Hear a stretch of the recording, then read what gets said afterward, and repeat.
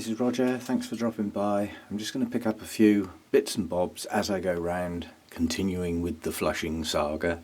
I'm probably going to get it done today, so then we can get back to the regular routine again. But this shelf normally is a jungle, and if I pick a plant up, the others fall over. So I'm always cautious, and they don't get filmed often. But the Nobly buds are coming on well. Yeah, I mean, this is one of my tattier looking ones, but I've got buds pushing out in quite a few places. I mean, this is one of last year's canes. Some of the buds, like round here, that's an older cane. You know, that's going to have a good show for its final flurry. It might even push some out back here. Who knows? But the important thing on the Noblies is they are starting into growth. Now, you know, this is an important time. This is not a time to starve them of water, quite honestly. And once the buds open and I can see those new growths moving, I'll start introducing some feed as well. But at the moment, just water, and today it's part of the flush anyway, just in case. Although I think, you know, with this big chunky bark in some of the stuff, I don't think I get much build up in there. It was just the moss. This one's opening. This one's just starting. These are not big flowers for Noblies, but they're subtle. They're delicate. There's a little hint of green on the lip there to go with the purple. So there's a few opening on there. More buds to come. Any signs of new growth yet? Nope, not on that one. And this is the bigger one. Now this one blooms over a very long period. Now maybe if I cooled this right down in the winter I'd get a mass blooming, but the blooms on this are so nice I'd prefer to have them over 5 or 6 months like I did last year. A little splash of that lovely yellow, I'll put a pop up, over a long period of time I actually quite like. I know some like the mass blooming, but you can see the pattern here. These are older canes. They'll have a little flurry in places where they didn't bloom before. Yeah, so at the tops, older canes, and occasionally lower down where a joint didn't get bloomed last year. But there's a lot of new canes on here, like round here and round the back there, that have no buds yet. But if you look at that new cane, that has got buds. Yeah, and this new cane, that's got a good set of buds, you know. And again, probably the important factor is we've got new growths coming. 2 in this case. There will be more. I mean, this is a vigorous plant. What did we get last year? 1, 2, 3, 4, 5 new canes last year. I'd hope for at least that this year. Yeah, so again, water at the moment, swell those buds up, and feed once those growths show leaves. I'll start feeding. What else have we got? That's about it really. There's that funny little Nobly round there, but that's just an offshoot of that one really, so that's nothing different. This one's just opening. This is Dendrobium moniliforme, and it's the variegata form, so it has the variegated leaves. And you know, just going back over history as we do, these little yellow spots on these leaves, that's bug damage. So until those leaves drop, I've got a yellow spot on that leaf. It sort of matches the variegation around the side. Shouldn't think of it like that. Delicate little blooms. If I could get the tripod out, I could do a close-up, but I'm in the middle of watering. But yeah, a couple of blooms opening on that one. I'll see what else I can find as I go round. Nothing wrong with this plant. Why the hell am I showing it then? Because I like it. One of my odontoglossums, it's my only species basically. Naevium or Neevium, something like that. Anyway, you've seen the tag. Why I've just picked this one up, this has just gone from pretty happy in its pot, lots of nice new growths, to repot now. Well, what makes you think I've decided that? There's nothing wrong with this plant. But it has got a nice lot of new growths. It wouldn't be a bad time. Well, I'll tell you why. When I picked the pot up, underneath it were 3 little worms, about a centimetre long. Yeah, very visible. And they crunched when I squashed them. Now, I don't know what they were. I don't think they're adult anythings. I think they're things that turn into something else later. So at some point, some little insect or other has got in there, probably laid some eggs, and we've just had a little hatch out. But whatever they are, they're down in the media. I can't get at them. So the only way to get at them is to get the plant out of the media. Now this was on the list to repot. This now goes up to the top of the list and may well get done today, because whatever they are could be munching the roots. They might be totally harmless to the roots, but I don't know. They might just be living on the decomposing matter. They might even be helping decompose it. But either way, living things with legs should not be in my pots. So that one's just gone to the top of the list. And I'm going to do the bulbophyllum. I'm going to mount that as well. So we'll see how we get on. I might film that. It depends what time of day I'm doing it.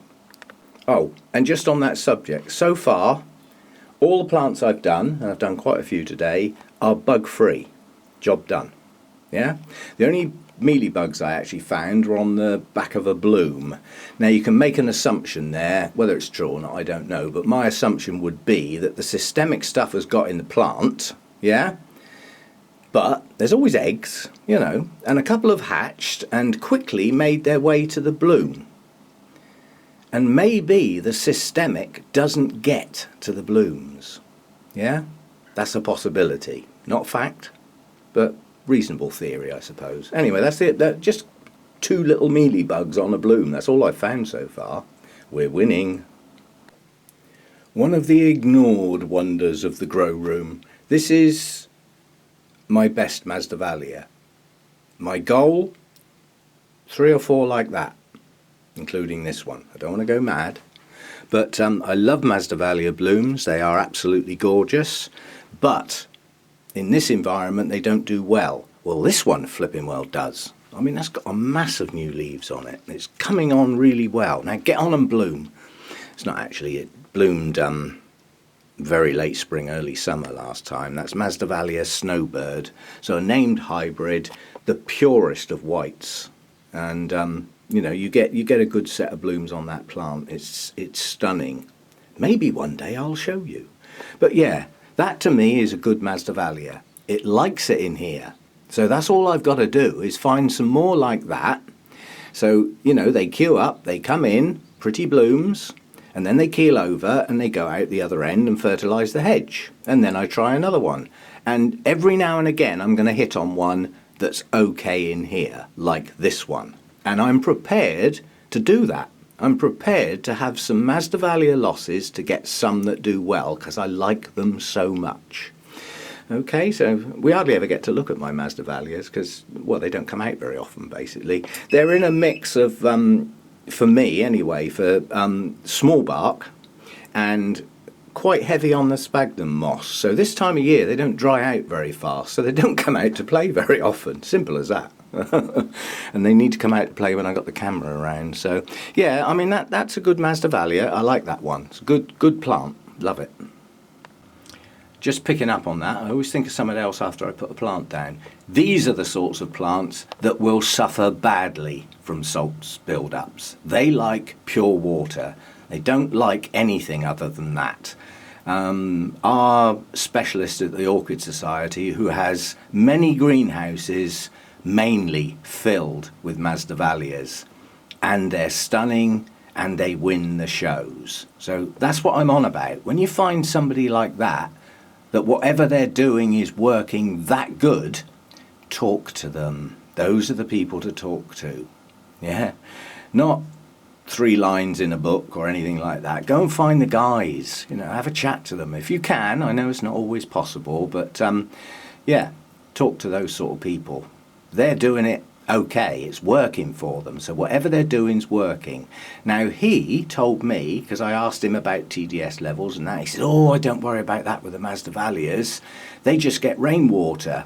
And every now and again I sort of think, oh, I haven't fed them lately, so they probably only get fed 3 or 4 times a year. They just get rainwater. And I said, what do you grow them in? He said, oh, they're virtually all in sphagnum, but I don't pack it in tight. And I keep my eye on it. If it starts to sort of compact or anything like that, then I just take them out and refresh the moss, and they seem to do well on it. So that's his theory. It works for him.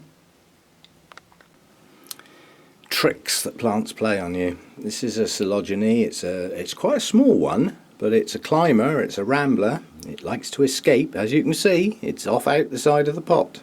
But look in how many places it's doing it. Now, it played a trick on me. Well, not the plant, but the pot did.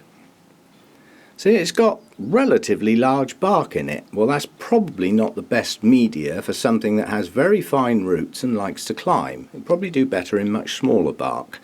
And it doesn't need a pot that deep, even though that's a pan-shaped pot. It's still too deep, and it's probably going to do better on a mount, like it's like the pieces I broke off that are on a mount. So I'm going to deal with him a little bit later. I'm just going to let those new growths start pushing roots, and then get it out and give it a sort out and see what I can do with it. It may go back in a very shallow pot with plenty of crocks in the bottom, but the trick that's been being played on me is all that moss, probably moss, mixture of moss and algae, and it makes the pot look wet, and it's flipping well not. The poor little thing's been kept a bit dry. Now, yeah, okay, we keep things drier in the winter, but, you know, not that flipping dry. And since I started watering it a bit more, you know, it's chucked out new growths. So the pot was playing tricks on me. And this is not a good idea, having loads of moss and things like that in the pot. It just isn't. That's the downside of clear pots. Yeah? The light gets in there with the moisture, and algae and stuff will grow. Now the chances are that is actually moss. I can see the little bits sticking out, you know, mossy bits. Now that would have probably been some spores that came in on the plant when I repotted it and got in there, and because of the amount of light got a hold. The way to stop it, on the inside of the pot, clay pots, yes, black pots, coloured pots, anything but clear pots, and it just does away with that completely. You still might get some on the top, but you won't get it in the pot, you know, and if you've got sensitive roots, that's probably not doing them any good. And in addition to that, anything like that in your pot aids the breaking down process of your media, so it's going to speed up the need for repotting. Now if you don't mind that, fine. If you do, it's just not a good idea. Anyway, he's coming on, pushing out new growths all over the blinking place. Hey! Now get on and bloom next year. I had one bloom on this, and they're lovely. And the mounted one had one bloom and one blasted bloom. That nearly came out wrong. Yeah, it just had one blasted bloom. Yeah, I'm expecting more from this. This is an autumn bloomer. So don't expect great things through the rest of the year. That's its time. And that's when you'll see the good ones at any shows you go to. You know, an absolute mass of blooms. They're gorgeous when they're like that. Anyway, a little coleogyny coming on. So I've got one at least growing well. Okay, last one over this side, because the others are in a different place, so they're not coming out to play today. But this is a intermediate plant. I don't mean temperature. I mean it's not doing brilliantly, but it's not dying, and it is pushing up some new growths. And this is the time of year where it can get a good grip on life, you know, while the temperatures are cooler, and get itself in a state where it may be able to tolerate the warmth in the summer, given that it can have nice high humidity and moving air, what they need. So, you know, this one gets a chance. This may pull on well. I haven't got a clue what colour the blooms are because the tag's gone, which would have had the bloom colour on it on these. You know, they're just hybrids. So we'll see how that one does. The thing to watch out for, and this is a guide, not a fact necessarily, if you're going to pick a Masdevallia out from somewhere that's not a specialist, or, you know, when you're with somebody who knows their stuff or anything like that, it's just pretty flowers, and they are large and bright orange, the chances are it's either got Vechiana in its parentage or Ignea. Both of those are cold growing Masdevallias. They come from high elevations in montane forests. You ain't going to keep that in your house. It's just not going to work. And the trouble is, the big orange ones are gorgeous, you know. I mean, I've got one of those. I've got Vechiana that's hanging in there, but it really isn't doing well, and I don't think it ever will. But this one could do. Yeah? So this is my game with Masdevallias. I see one that I like the bloom, that looks a good, strong, healthy plant. I bring it home. It either stays like that, or it goes downhill and dies and fertilises the hedge. And I'll go and get another one. I won't stop, because with the success of Snowbird, I can do it. I just need the right ones. You know, and you don't get that information when you buy the flipping things. It's just a pretty flower on a plant with leaves that look like this. But there's a lot of new growth on this one. Yeah. So he's picking up, which is what I was hoping this time of year. So this one may last well. We'll see how it goes. What on earth am I going to do with this flipping monster? This is the Maxillaria tenurefolia. But it's a beast. And the media in that basket, I've just watered it. The whole place stinks of mushrooms now. It's going off. So it's got to come out of the basket. And these things lend themselves to just breaking bits off, quite honestly. If you look at the growth pattern, it may well fall off. Then we get a laugh, don't we? But you can see it extends. Bulb, bulb, bulb, new growth. That's what they do. So they are a climber. Well, they have got an unusual trait, because when you see a new growth like that at the top of the stem, inside that sheath is the root. Possibly more than one, but that roots right down through the sheaths, right down the stem and into whatever media it's got. And if part of that stem gets in some media, like if it was on a tree or something like that, the roots will push out and grab hold, and then it can climb. So it has a strange nature. But I'm going to have to do something with it. It can't stay in there. Now, if I get it out the pot, basket, and it will come out, there's no roots, well, there are a few grabbing on, but there'll be so many in there that won't matter, and give it a hell of a good clean off, right down to the bare roots. Give it the old H2O2, make sure it's clean. It could just go back in the basket.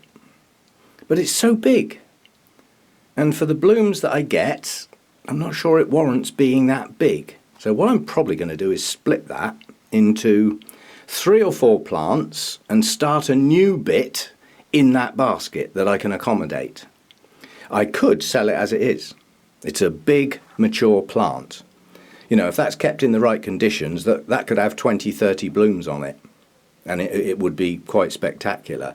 But that needs bright light. And to give something that big bright light, it'll take up half my roof. So I can't accommodate it. It's too big. I've grown it too well.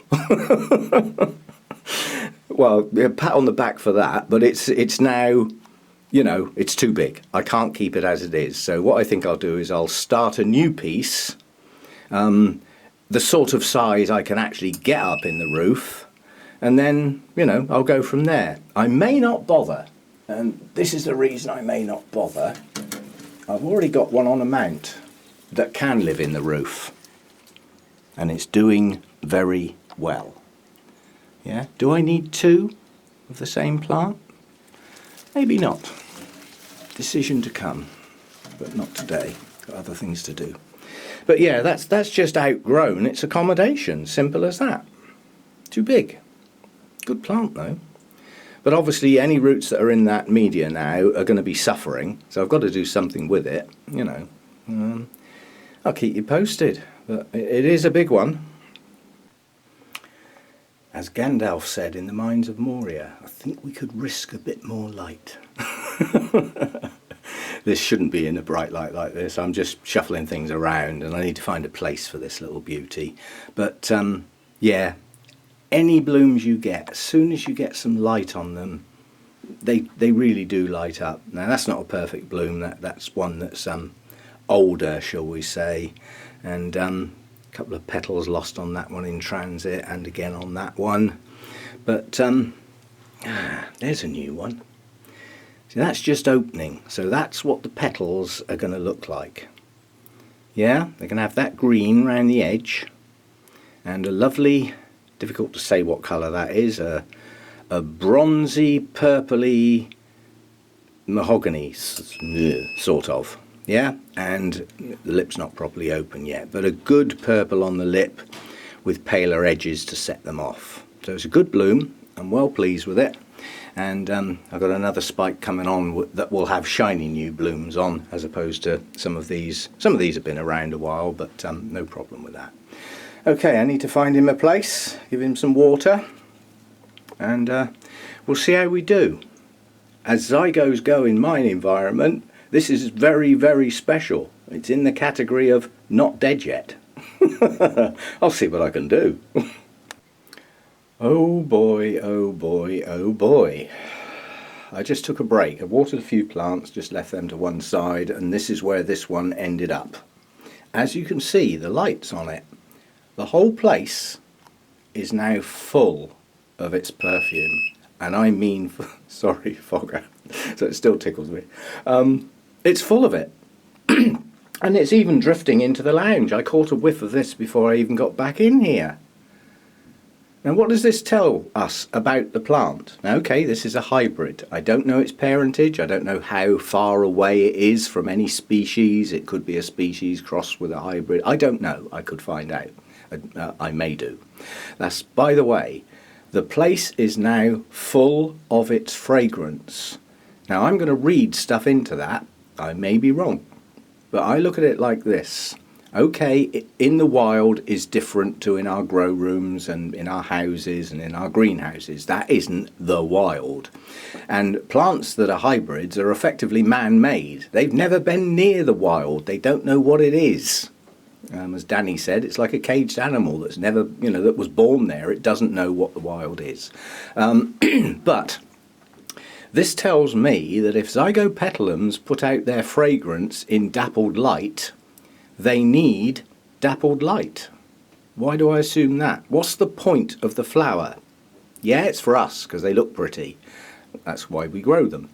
But in the wild, in the true nature's state, those flowers serve a serious purpose. They're to perpetuate that species. They're to attract pollinators, get pollinated, produce seed, and hopefully start some new plants either nearby or far away, depending on how good they are and resilient they are.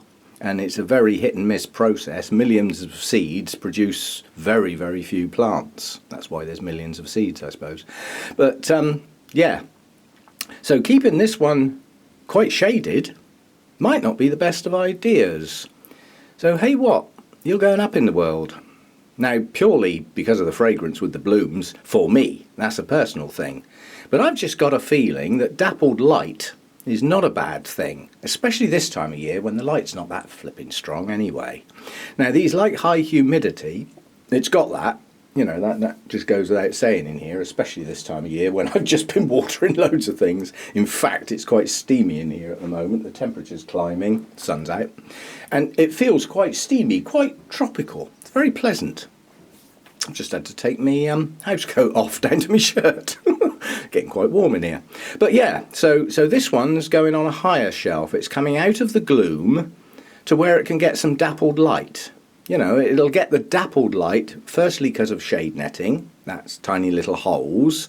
But I think the game with these is to actually never let any sun or bright light stay in one place for any length of time. Now, the sun's constantly moving, as we know, so if it's got dappled light, the bit of sun, or, semi-sun as I'll call it, is only in one place for a relatively short time, so the leaves aren't going to get hot.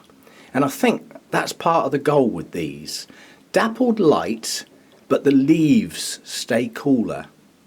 Now, where they come from, that would be true, I believe. So, going up in the world. Oh, that fragrance it's filled the whole place. Poor little berry odour's not going to get a look in now. Well, that'll teach you to only have 4 blooms. Get on with it. Anyway, this one now gets a much more prominent position with some better light, keeping the humidity up, but the light never stays in one place on the leaves, so the leaves themselves won't get hot spots. Yeah, what a beauty. Oh, I'm over the moon with this. Now that I've actually got the fragrance. If only we had smell-o-vision. Anyway, yeah, change of plans. This now gets a different place in the grow room.